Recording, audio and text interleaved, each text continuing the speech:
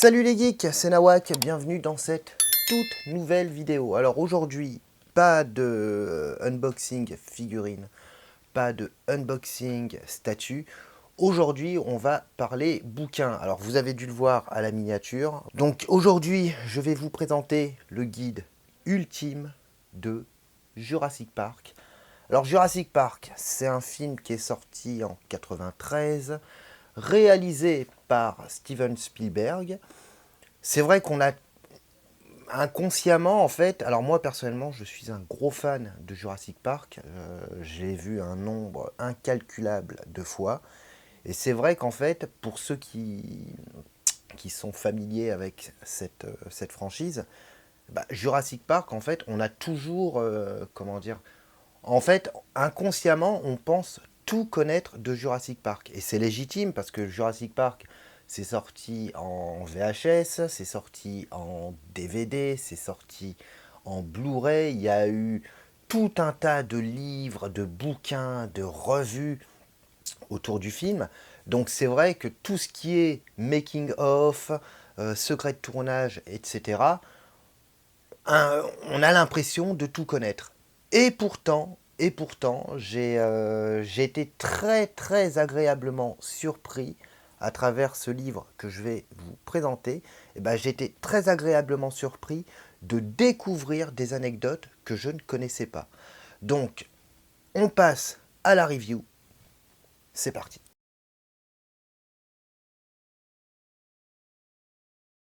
Jurassic Park, le guide ultime. Donc ça a été un de mes cadeaux de Noël. Voilà. Le livre est tout simplement magnifique.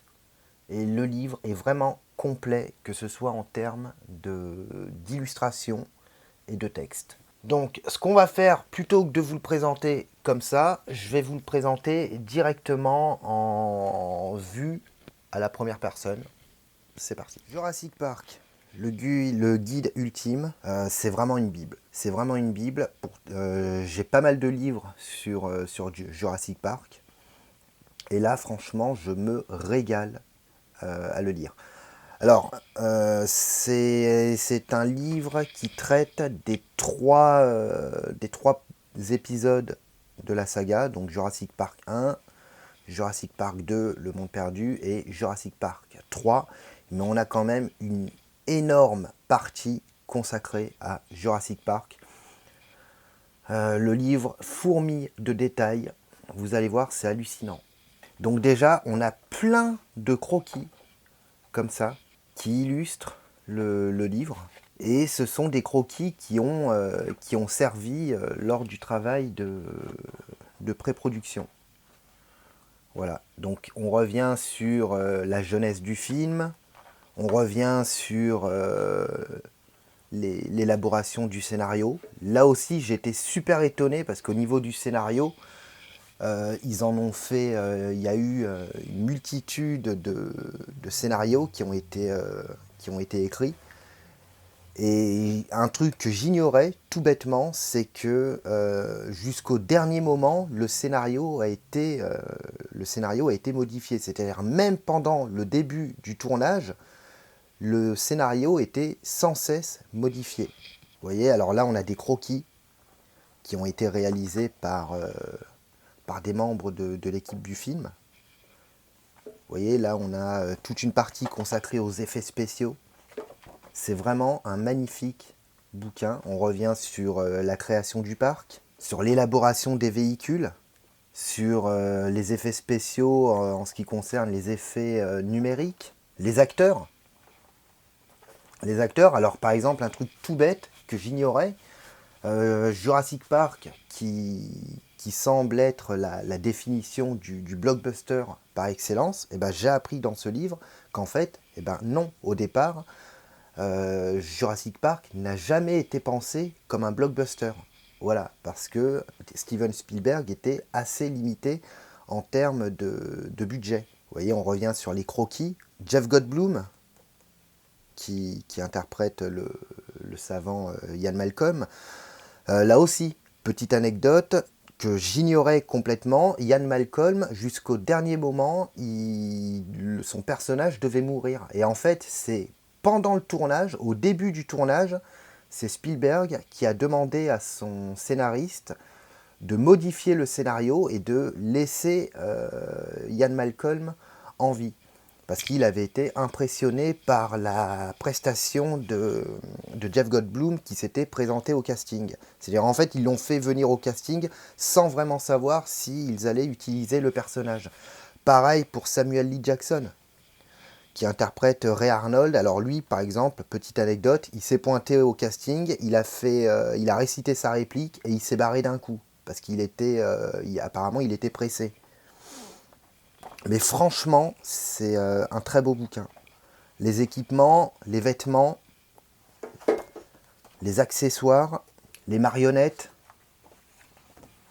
tout ce qui est animatronique, le making-of, la fameuse scène du T-Rex qui s'évade de l'enclos.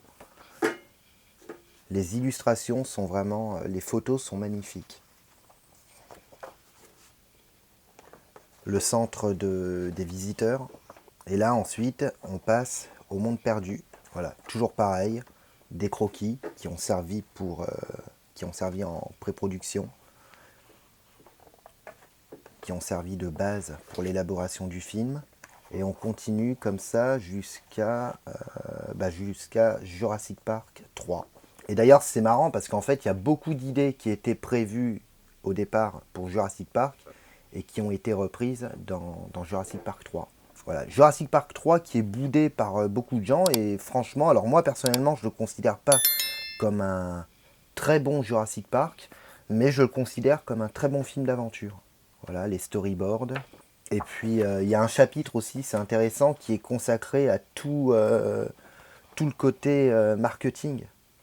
Les jouets, les figurines, les produits dérivés. Donc franchement, c'est la BD aussi, Jurassic Park. Donc franchement, c'est très très beau livre.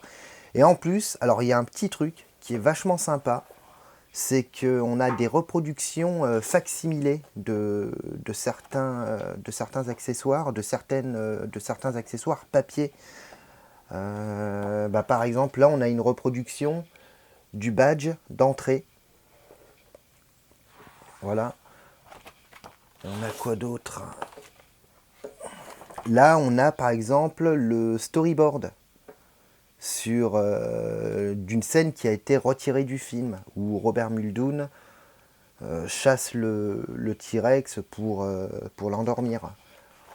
On a, vous voyez, là, on a la reproduction du badge de Denis Nedry. Là, on a des croquis sur transparent. Donc franchement, là, on a par exemple une carte postale. On a la couverture du livre qui a été écrit par Grant. Vous savez, le livre que tient Tim dans le film. Là, qu'est-ce qu'on a? On a la transcription, enfin, on a le compte-rendu de la réunion entre Spielberg et le scénariste David Koepp. Là, on a par exemple la brochure du parc.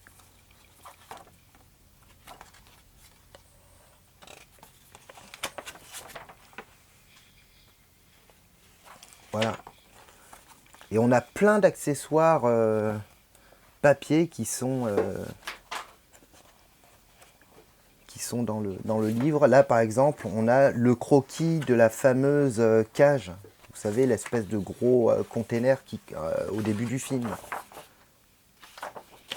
Donc c'est toujours sympa d'avoir ça. Qu'est-ce qu'on a d'autre?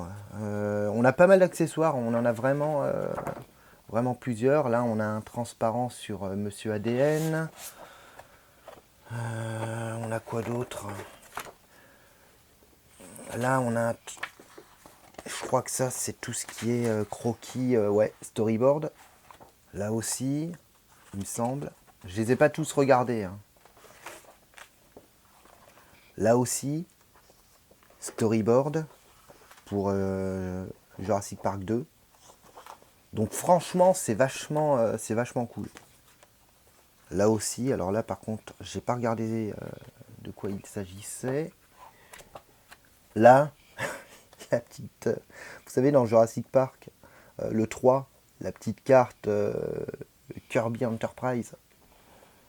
Voilà, quand Grant découvre que Paul Kirby n'est pas un homme multimilliardaire, mais que c'est simplement un auto-entrepreneur. En tout cas, c'est vraiment, vraiment complet. Et en plus, comme vous pouvez le voir, bon, généralement, moi, sur ce genre de livre, je suis toujours un peu sceptique parce que souvent, il y a beaucoup plus d'images que de textes. Mais là, c'est vraiment bien équilibré. Il y a énormément de textes. On apprend vraiment plein de choses. Donc voilà pour cette review, voilà pour cette présentation. C'est pas, je vous rassure, hein, il n'y a aucune affiliation, il n'y a pas de partenariat, je n'ai strictement rien à y gagner. C'est vraiment un coup de cœur, c'est vraiment, là je parle vraiment avec mon cœur de fan. Au niveau du prix, parce que bon, je l'ai déjà vu, on me l'a offert, mais je connaissais le prix. Alors moi, en fait, au départ, j'avais déjà prévu de l'acheter il y a quelques temps, mais il était uniquement en anglais. Et finalement, j'ai bien fait de ne pas le prendre, puisqu'entre-temps, il a été édité en français. Mais je crois que vous pouvez le trouver chez tout bon libraire qui se respecte. Voilà, ou éventuellement sur Internet, si vous n'avez pas de librairie à proximité de chez vous. Et il est aux alentours de 60 euros, je crois, quelque chose comme ça. Mais en tout cas, franchement, il les vaut largement. C'est vraiment un super bouquin.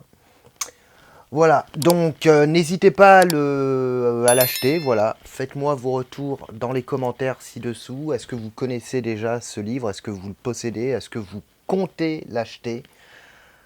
Je le répète, je le répète, mais on est plus de 640 abonnés, on s'approche doucement des 650. Donc n'hésitez pas à vous abonner, ça reste le meilleur moyen de me soutenir. Ça fait extrêmement plaisir. Et puis moi, je vous retrouve prochainement pour une nouvelle vidéo. Et d'ici là, portez-vous bien. Ciao.